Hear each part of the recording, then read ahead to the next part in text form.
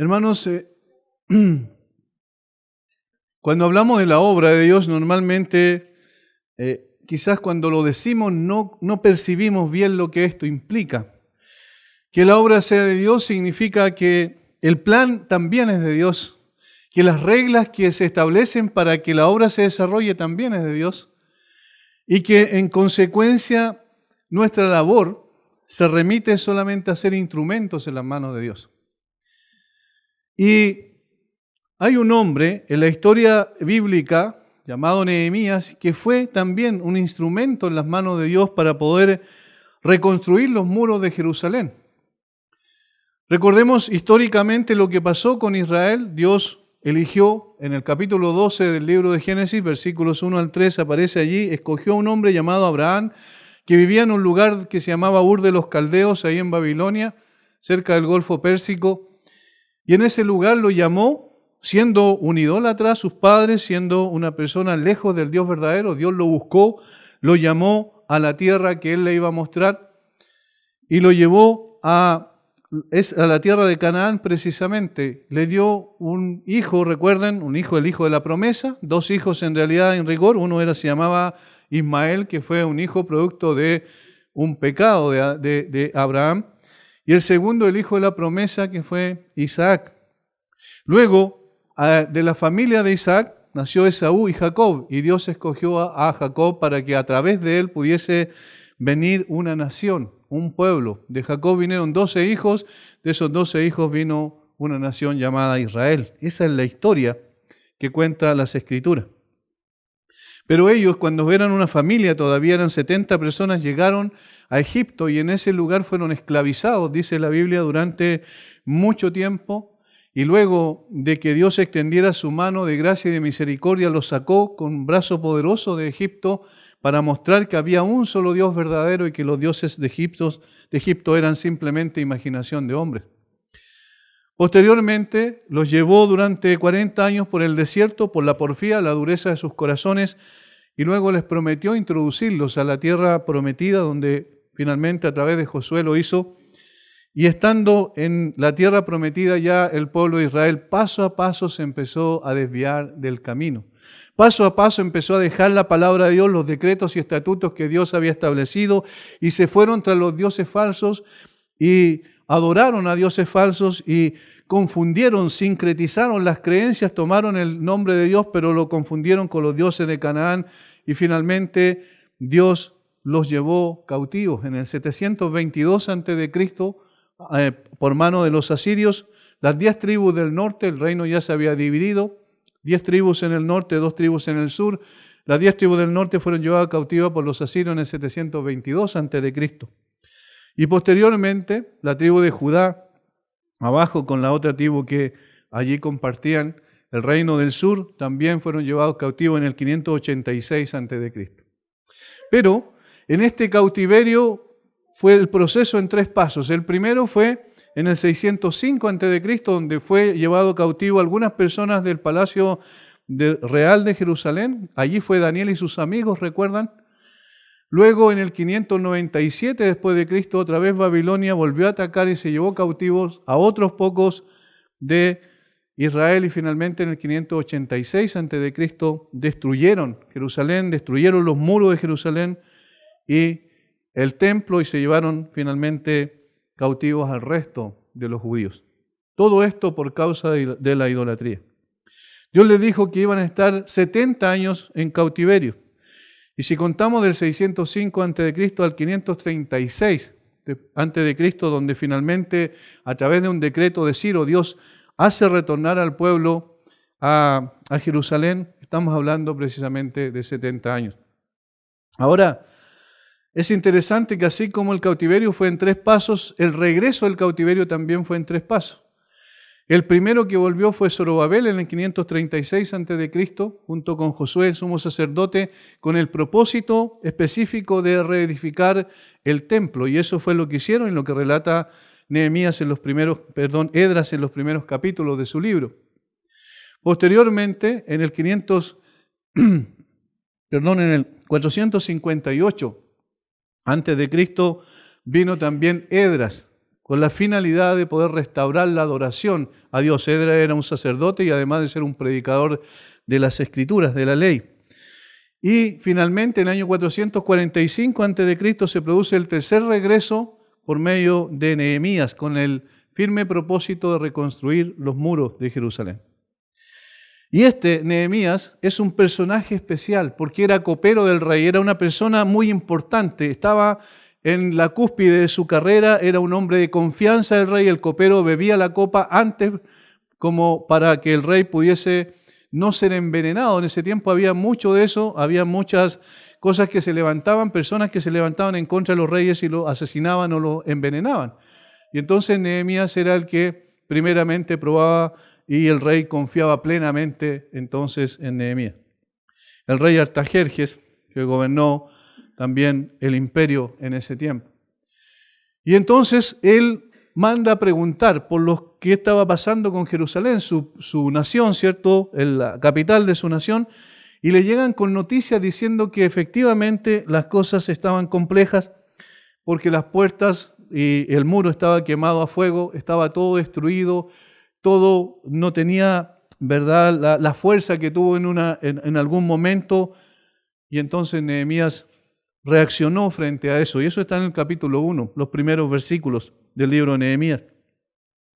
Aconteció en el mes de Quisleo, en el año 20, estando yo en Susa, capital del reino, que vino Hanani, uno de mis hermanos, con algunos varones de Judá, y les pregunté por los judíos que habían escapado, que habían quedado en la cautividad, y por Jerusalén. Y me dijeron: el remanente, los que quedaron de la cautividad allí en la provincia, están en gran mal y afrenta, y el muro de Jerusalén derribado y sus puertas quemadas a fuego. Cuando oí esto, miren la reacción de este hombre, estas palabras, me senté y lloré, e hice duelo por algunos días y ayuné, lloré delante del Dios de los cielos. Nehemías era un cautivo allá en Babilonia, durante mucho tiempo había estado ahora en el reino de Persia, ¿cierto? Había estado cautivo y sin embargo no había perdido el concepto correcto de Dios. Sabía que existía un solo Dios verdadero y él lo buscó en ese momento. Sabía que el Dios verdadero era el Dios de Israel y en consecuencia también esto lo implicaba a él. Si las puertas estaban consumidas por el fuego, si estaba destruido Jerusalén, entonces había algo que hacer.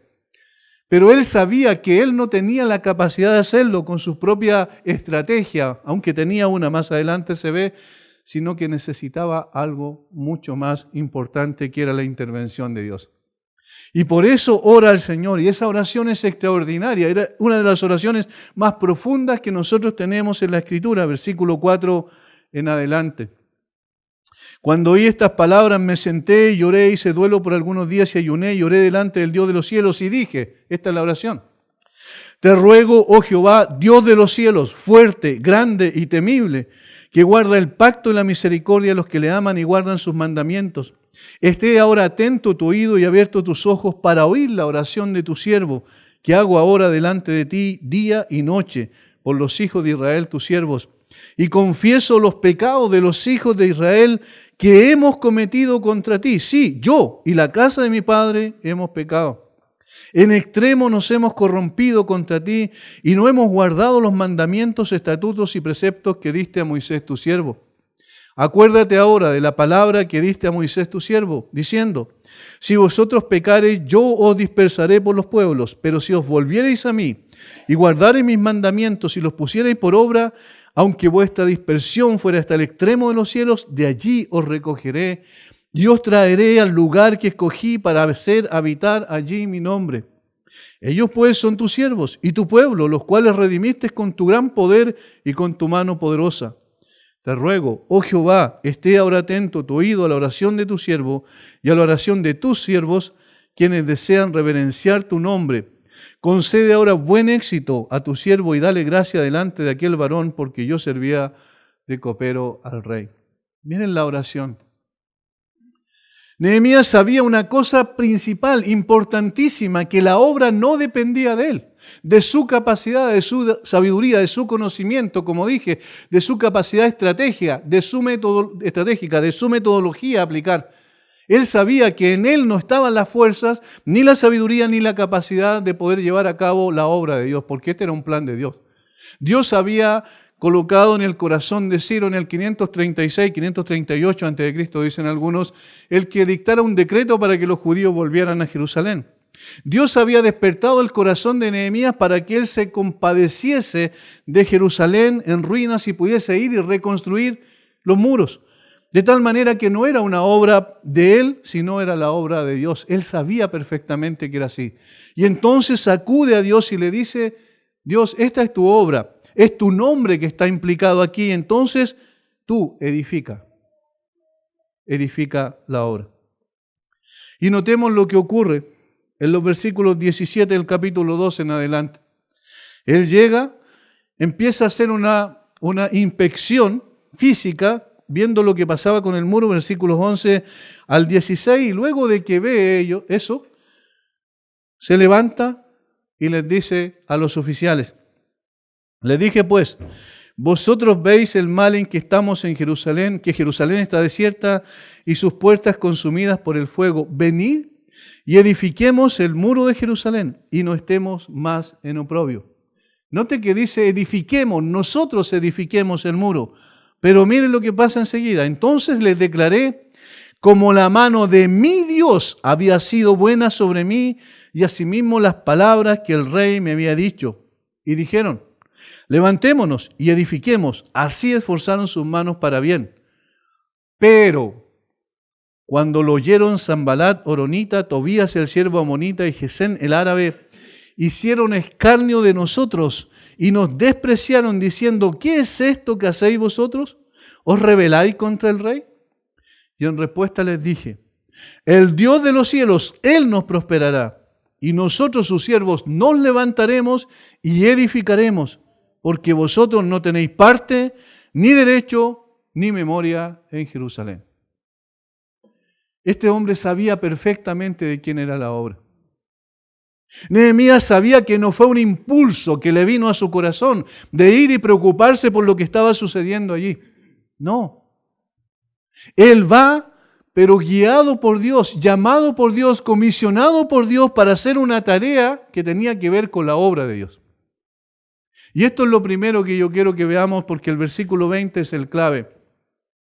Lo primero que yo quiero que veamos es que el Dios de los cielos, el Dios verdadero, el único Dios que existe, Él llevará a cabo su obra. Él edificará su obra. Esto es un golpe al orgullo de aquellos que se levantan pensando que ellos son imprescindibles en la obra de Dios, pensando que es su capacidad y su sabiduría, que es su determinación. No, la obra es de Dios y Él la va a edificar, según sus planes, según sus propósitos, según su palabra, de acuerdo a lo que Él ha establecido. ¿Qué similares suenan estas palabras a lo que el Señor Jesucristo dijo? Yo edificaré mi iglesia. Yo edificaré mi iglesia. Jesús dice: es mi iglesia. Por tanto, tiene que ser guiada conforme a mis propósitos y de acuerdo a mi palabra. Nosotros no somos los dueños de la obra de Dios, es la obra de Dios, por eso justamente decimos la obra de Dios. Él es el dueño, Él es el que planeó antes de la fundación del mundo enviar a su Hijo para venir a morir por cierta cantidad de personas que Él escogió soberanamente en la eternidad pasada. Él fue el que dijo al Hijo que fuera para que pudiese ocupar el lugar de los pecadores, quienes merecíamos nosotros caer bajo el juicio y la ira de Dios por nuestra condición de pecadores, por rebelarnos delante de Dios y transgredir su ley. Éramos nosotros los que debíamos morir, pero Él envió a su Hijo porque era su plan. Y luego su Hijo muere en el lugar de los pecadores, dando su vida, absorbiendo sobre sí la ira justa de Dios que nosotros merecíamos, para justificar, para declarar justo a quienes éramos pecadores y merecíamos el infierno. Para en lugar de darnos el infierno que merecíamos, regalarnos el cielo que nunca merecimos. Es su plan. Es su propósito. Cuando se levantaron contra el Señor Jesucristo en Jerusalén, el Señor dijo claramente que eso es lo que había antes determinado que sucediera. De tal forma que los hombres no son más que instrumentos en las manos de Dios. Al punto que incluso cuando dice la Biblia ahí en Job que Satanás le dijo a Dios que Job le servía solo por lo que él le había ofrecido, por lo que él le había dado, en realidad en abundancia, Dios da permiso a Satanás para que afecte a Job. Sin embargo, finalmente Dios es el que sale victorioso. Es su plan, es su propósito. Incluso el enemigo de Dios hace la voluntad de Dios. Porque es su plan. Y esto es lo que entendía Nehemías. Y por eso dice, cuando viene la oposición, él dice, el Dios de los cielos, Él nos prosperará. No se preocupen, ustedes están diciendo que nosotros nos estamos rebelando contra el rey. Hay un rey superior. Y ese rey superior es el que gobierna sobre todas las cosas. Y nosotros dependemos de Él. El Señor edificará su iglesia. Y hermanos, esto nos ayuda a hacer la tarea que tenemos que hacer en humildad, reconociendo que si nosotros no actuamos, no trabajamos para el Señor va a trabajar con otros porque en definitiva su obra se va a edificar igual. El Señor está diciéndonos, tú no eres quien yo puse sobre ti, sobre tus hombros la iglesia, yo la puse sobre Cristo. Y Cristo la va a llevar adelante, ocurra lo que ocurra o pase lo que pase. Y Nehemías tiene tan claro eso que luego en el capítulo 2, versículo 4, cuando el rey le dice, ¿tienes algún plan? En otras palabras, me dijo el rey, ¿qué cosa pides? Entonces oré al Dios de los cielos. Su primera oración, su primera reacción fue ayunar y orar al Dios de los cielos. Luego cuando el rey le dice, ¿qué pides? Y él dice, oré al Dios de los cielos. Nehemías tenía claro que no era él, no era su capacidad. Hermanos, tampoco es nuestra capacidad. La obra de Dios la va a llevar adelante Dios con nosotros o sin nosotros. No somos imprescindibles. Dios es el que edifica su obra. Qué triste es cuando nosotros queremos ocupar el lugar de Dios. Durante tanto tiempo se hicieron cosas que no eran conforme a la Escritura. Se pensó que el predicador debía convencer a la gente para llevarle a Cristo. Se pensó que el predicador debía persuadir a las personas a través de palabras bonitas, a través de llamados al altar, a través de pedirles que levantaran su mano, a través de pedirles que hicieran una oración. Se pensó que eso estaba en la capacidad del predicador y eso era totalmente falso. Porque ningún hombre tiene la capacidad de transformar un corazón de una persona. Se creyó falsamente que si yo hacía una oración entonces era un creyente, cuando la Biblia no tiene ningún versículo bíblico que apruebe eso. Porque la salvación es del Señor, no es de nosotros. Y Él la concede soberanamente conforme a su voluntad. Nosotros simplemente estamos llamados a predicar, enseñar la palabra, pero no podemos cambiar ningún corazón, ni siquiera el propio. Y por eso necesitamos recordar que la obra es de Dios y que la obra la prospera Dios, no nosotros. Y entonces esto también nos lleva a adorar consecuentemente al Señor, porque si Él es el dueño de la obra, y Él es el que salva, y Él es el que cambia los corazones de las personas, y Él es el que edifica su iglesia, entonces la gloria solamente es para Él. Cuando nosotros vemos vidas transformadas, no hay nada que pueda proceder de nosotros que digamos, nosotros hicimos eso y por eso esa persona llegó a Cristo. No. Esa persona llegó a Cristo porque Dios quiso salvar. Porque era su plan y era su propósito eterno. Por tanto, que Nehemías diga, el Dios de los cielos, Él nos prosperará, está diciéndole a sus enemigos, miren, ustedes pueden ir en contra nuestra, pueden hacer lo que quieran, pero Dios va a prosperar su obra igual. Y esto es un llamado también para todos estos movimientos que están apareciendo en el día de hoy, para estas ideologías perniciosas que quieren destruir la moral, destruir las bases morales de la sociedad. Para estas personas que están metiendo su cizaña, inclusive dentro de las iglesias, porque hay iglesias que en el día de hoy están cediendo a la presión y están abriendo las puertas a la posibilidad de que Dios esté equivocado y que ellos tengan la razón. Estas personas tienen que recordar una cosa. Pueden perseguir a la iglesia. Pueden burlarse de la iglesia tal como estos hombres lo hacían. Pueden atacar a la iglesia, pero no pueden vencer la iglesia. Porque Él, el Dios de los cielos, Él la prosperará. Él la edifica. Por eso, cuando nosotros estamos conscientes de eso, entendemos que si la obra de Dios y el plan es de Dios, también el poder es de Dios para edificarla. ¿Y quién puede contra el Dios verdadero? Toda esta ideología que está gobernando la sociedad prácticamente y se impone en todos los lugares, en el ámbito académico, en el ámbito de la justicia, en el ámbito de la salud, en todos los ámbitos se está gobernando prácticamente esta sociedad, se está imponiendo hasta los niños más pequeños. Estos no van a poder destruir la iglesia. No, nunca van a poder destruir.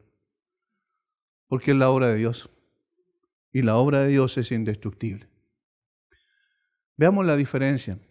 Cuando nosotros creemos que es la obra nuestra, cualquiera la puede destruir.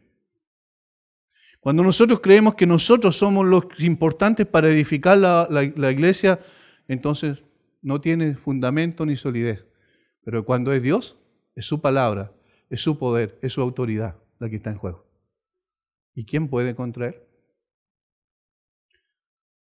Veamos el Salmo 2, por favor, un momento. Miren lo que dice el Salmo. Es un salmo mesiánico, se refiere a cuando el Señor Jesucristo fue evidentemente allí entregado para morir en Jerusalén. Salmo 2, versículo 1 en adelante. Miren las preguntas con las que comienza el salmista. ¿Por qué se amotinan las gentes y los pueblos piensan cosas vanas? Se levantarán los reyes de la tierra y príncipes consultarán unidos contra Jehová y contra su ungido, diciendo: rompamos sus ligaduras y echemos de nosotros sus cuerdas. Esa era la trama del mundo, destruir a Jesucristo. Pensaron que poniéndolo en una cruz lo iban a destruir. Y miren lo que dice el versículo 4. El que mora en los cielos se reirá. El Señor se burlará de ellos. ¿Qué pueden hacer contra el Dios verdadero? Se rebelan, se levantan. Tratan de ocupar todas sus armas contra el Dios verdadero. ¿Pero qué producen en Dios? Solo risa. ¿Qué pueden hacer contra Él? Hermanos, se levantaron contra Jesús, lo pusieron en una cruz. Y al tercer día, Dios le dijo: aquí está mi Hijo, vivo para siempre. Destruyó el poder de la muerte. Destruyó el pecado en su misma raíz para salvar a todos los que esperan en Él. ¿Quién puede contra la obra de Dios? ¿Quién puede? En otros países ya, como en Canadá, están tratando de asediar a la iglesia al punto de finalmente quitarle toda posibilidad de que la iglesia pueda surgir. Ya están pidiendo que no queden exentos de impuestos las iglesias, sino que comiencen a pagar. Probablemente en Chile, en unos gobiernos más, quizás se dé lo mismo, para destruirlas económicamente. Pero la iglesia va a seguir adelante. Nadie la va a destruir. Porque el Dios de los cielos, Él la prosperará. En segundo lugar, nosotros podemos decir, bueno, si Dios hace la obra, entonces nosotros no tenemos nada que ver. Miren lo que dice Nehemías en segundo lugar. Está diciendo que el Dios de los cielos, Él prosperará su obra, pero el Dios de los cielos prosperará su obra a través de nosotros, sus siervos. Fíjense. Y nosotros, sus siervos, nos levantaremos y edificaremos. Nosotros, sus siervos, nos levantaremos y edificaremos. ¿Qué está diciendo Nehemías? A pesar de que Dios tiene toda la sabiduría, tiene un plan perfecto, a pesar de que Dios tiene todo el poder para edificar su obra sin nosotros, Él ha querido hacerlo con nosotros. Eso es lo que está diciendo Nehemías. Él ha determinado hacerlo con nosotros. Y uno piensa, ¿y por qué lo hizo así? Cuando Él, obviamente, podría llevar su obra adelante mucho mejor sin nosotros. Pero Él quiso hacerlo a través de nosotros. Usando como instrumentos a hombres imperfectos como nosotros. Y noten que Nehemías habla en plural. Dice, y nosotros sus siervos, no dice yo su siervo me levantaré y edificaré, sino que nosotros sus siervos nos levantaremos y edificaremos. Y aquí hay un calificativo para el creyente, siervo. Quizás es el título más maravilloso que podamos tener, que Dios nos trate como siervos. Porque eso significa que nunca yo voy a estar en el primer lugar, sino que siempre a los pies de Jesús, porque Él es el Señor, el amo, el dueño, y yo simplemente soy un siervo, un instrumento en las manos de Él. Ahora, ¿quiénes son? Los inteligentes, los sabios, los poderosos, los santos absolutamente en su conducta, aquellos que no tienen mancha ni nada por el estilo. ¿Quiénes son esos? Vamos a 1 Corintios capítulo 1. Pablo los describe de una forma singular aquí. Capítulo 1, versículo 26.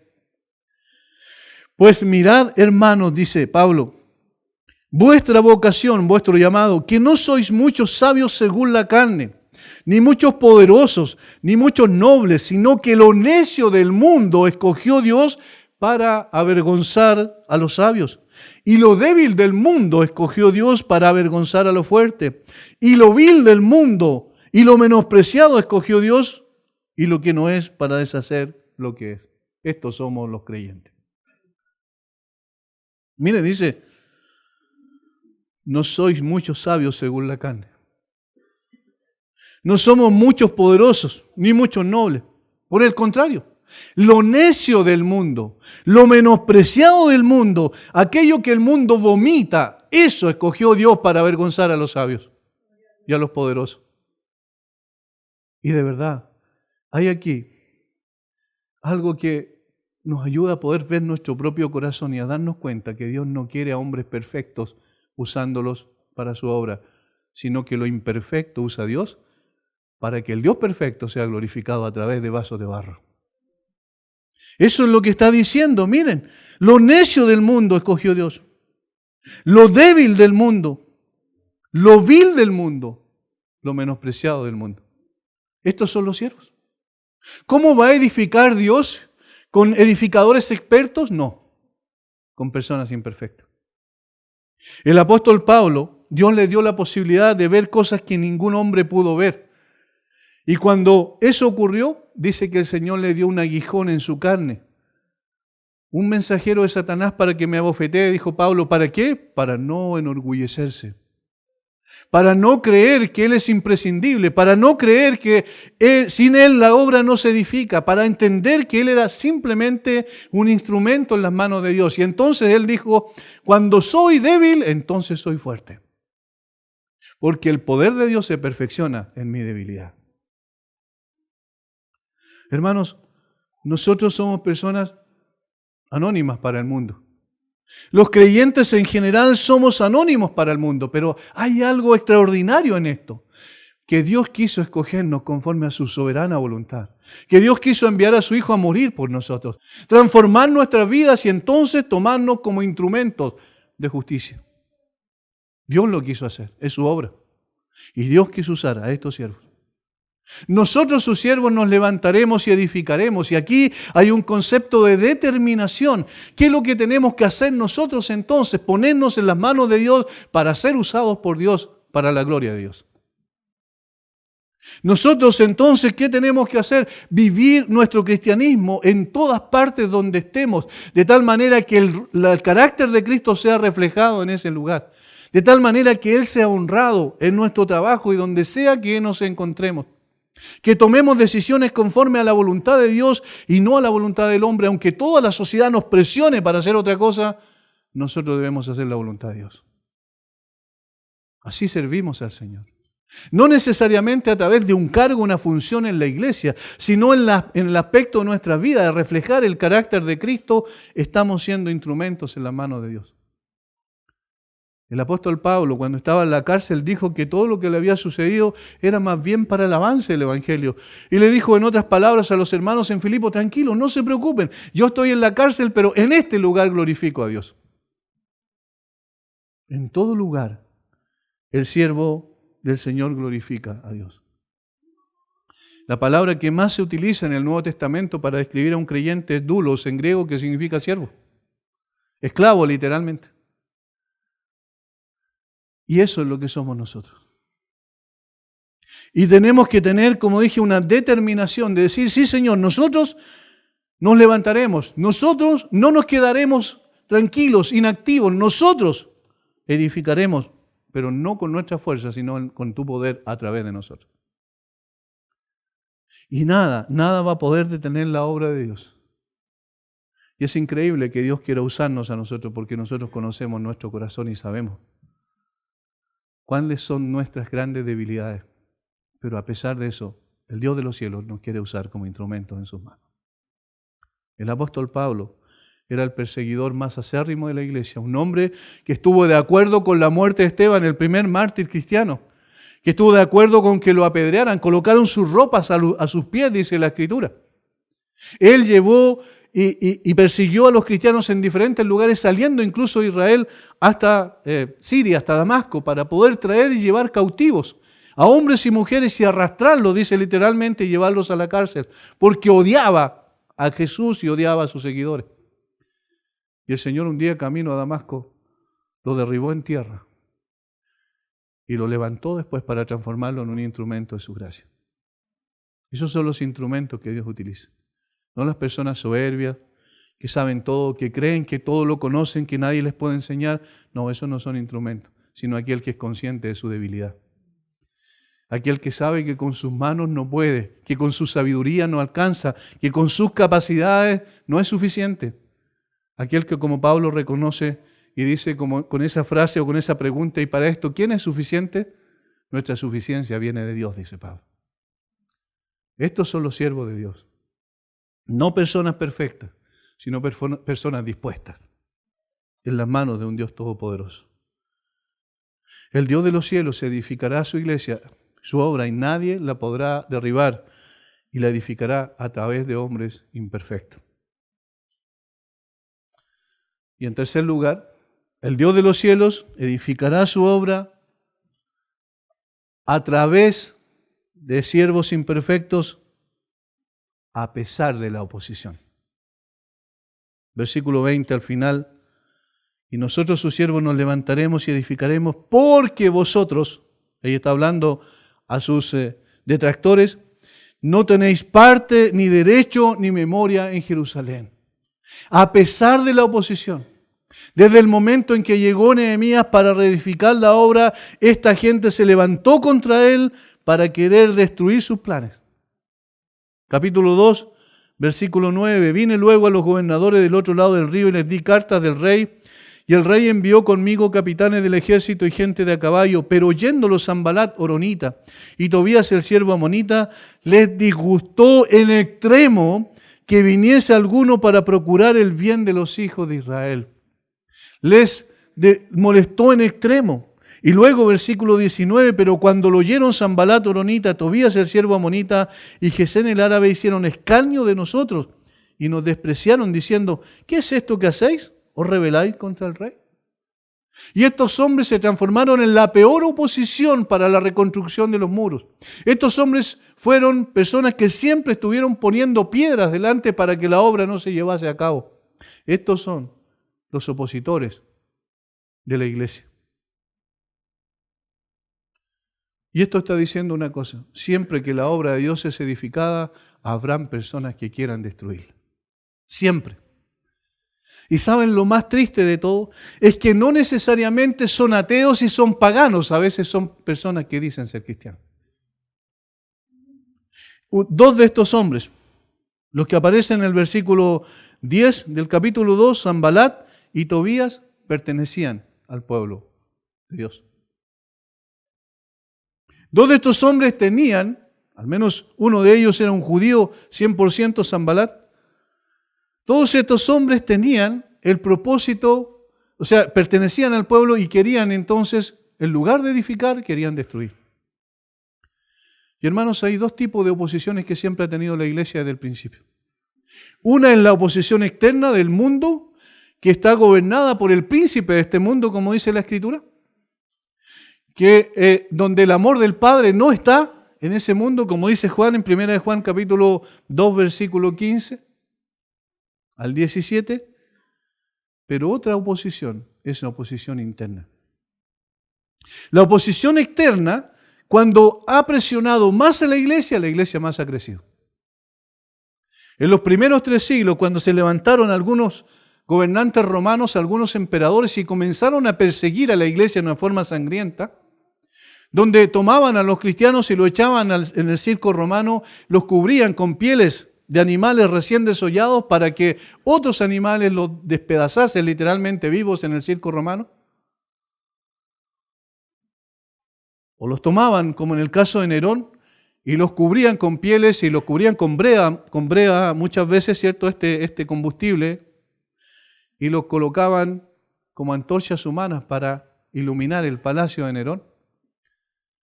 Estos creyentes que sufrieron persecución terrible, donde eran destruidos ellos y sus hijos por estas personas, cuando esto ocurrió, ¿saben lo que pasó como consecuencia? La iglesia creció más. Alguien dijo, un historiador de los primeros siglos, que la sangre de los mártires es la semilla de la iglesia. Es decir, entre más los perseguían, más se esparcía el evangelio, más iglesias eran constituidas, y aunque ellos estaban escondidos en las catacumbas, más y más personas iban por todos lados predicando el evangelio.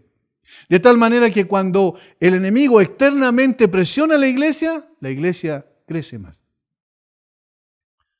¿Pero qué hizo entonces el enemigo para poder destruir a la iglesia? En los primeros tiempos, cuando después de Pentecostés la iglesia nace y comienza a crecer, ¿qué hizo el enemigo? Dice que puso en el corazón de 2 personas, Ananías y Zafira, que mintieran al Espíritu Santo. ¿Y de dónde eran ellos? Eran parte de la iglesia. Y entonces, ¿qué es lo que ellos querían? ¿Qué es lo que pretendía el enemigo? Infiltrar la iglesia desde dentro. Y esta es la segunda oposición, la oposición interna. Y esta gente internamente corrompe más a la iglesia que la gente de afuera. Y cuando alguien divide a la iglesia de dentro, allí ha tenido algunas victorias el enemigo. Pero a pesar de eso, Dios sigue edificando su iglesia. Ahora tenemos que tener mucho cuidado, porque esta segunda oposición, la oposición interna, es precisamente obra de los mismos que están dentro de la iglesia. Recuerden lo que el apóstol Pablo dijo cuando se despidió de los ancianos en Mileto, de los ancianos de Éfeso. Dijo, de entre vosotros mismos se levantarán hombres que llevarán cautivas a las ovejas. Y esto es lo que tenemos que tener mucho cuidado. Hermanos, no sea que nosotros mismos lleguemos a ser instrumento del enemigo con la murmuración. No sea que nosotros mismos lleguemos a ser instrumento del enemigo cuando desprestigiamos o hablamos mal de un hermano. Cuando estamos haciendo justamente lo que no debemos hacer. No sea que el mismo enemigo esté usando eso para destruir la obra de Dios. Más adelante, nosotros tenemos que finalmente Nehemías tuvo que armar incluso a los que estaban reconstruyendo el muro. Tuvo que decirles que estuvieran con una mano, ¿cierto?, colocando los ladrillos y con otra mano tuviesen la espada. Porque en cualquier momento los enemigos venían sobre ellos para destruirlos. Y estas maquinaciones que aparecen de una forma mucho más clara en el capítulo 6, fue desalentar al pueblo de Dios.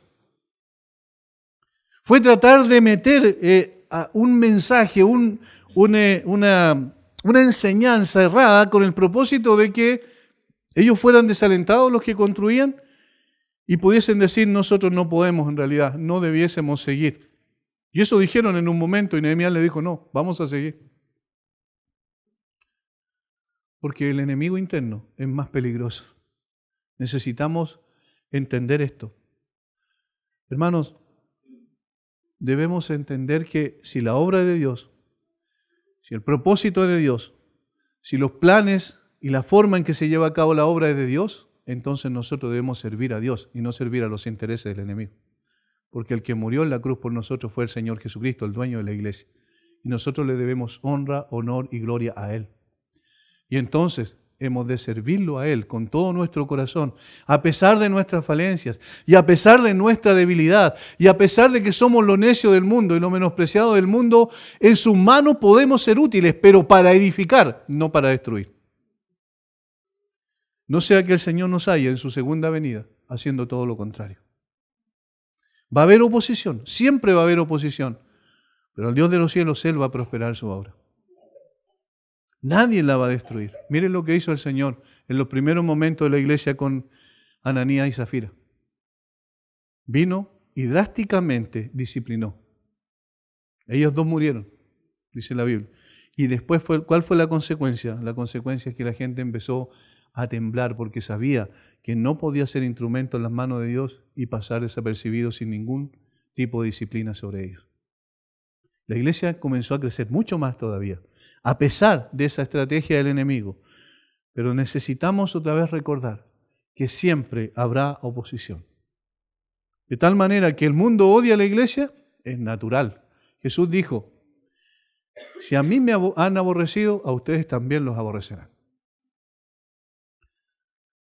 Cuando el mundo aplaude a la iglesia y acepta a la iglesia, ahí hay que tener cuidado, porque eso es antibíblico. Algo está pasando extraño. Si la gente acepta claramente el mensaje que estamos transmitiendo, probablemente no estemos transmitiendo el Evangelio. Porque la gente no acepta el Evangelio naturalmente, sino es por la obra del Espíritu Santo en el corazón de esas personas. 3 cosas entonces hemos visto. La obra de Dios y Él la edificará. La obra de Dios y Él la edificará a través de nosotros. La obra de Dios y Él la edificará a través de nosotros a pesar de la oposición que podemos enfrentar. Esto nos anime a seguir trabajando para el Señor, honrando su nombre, exaltándole en todo momento y entendiendo que debemos cuidar la iglesia porque la iglesia es de Dios. Cristo la ganó con su propia sangre y debemos honrar al Señor sirviéndole con diligencia. Padre, te damos gracias por este tiempo, gracias por tu palabra. Gracias, Señor, porque la obra es tuya, no nos pertenece, no somos los dueños de ella, no tenemos ningún derecho a poder guiar la obra conforme a nuestros propios preceptos. Porque tú eres el que la edifica conforme a tu plan y a tu propósito según tu palabra. Padre, pero también que nosotros, además de confiar en esa realidad, en esa maravillosa realidad de que tú edificarás tu iglesia, podamos también nosotros colocarnos a tu servicio como instrumentos en tus manos. Para que tu nombre sea glorificado a través de nosotros y nunca deshonrado, Señor, por causa de nosotros. Y mi Señor, que también esto signifique que entonces, a pesar de la oposición, sin esconder la cabeza, reconociendo la realidad que hay oposición, podamos, confiando en ti y actuando en consecuencia, no ser instrumentos para destruir, sino para edificar la iglesia de Cristo. Bendice, Señor, a tu iglesia, bendice a cada uno de los hermanos y haznos entender esto, que debemos ser instrumentos en tus manos para bien y no para mal. Porque nosotros podemos, Señor, sin querer quizás, estar haciendo lo contrario a lo que tú pides que hagamos. Bendice tu iglesia, Señor, edifica tu iglesia y, Padre, que sea siempre vencedora como tu promesa así lo ha establecido. Gracias, Señor, por este tiempo. En el nombre de Jesús oramos. Amén.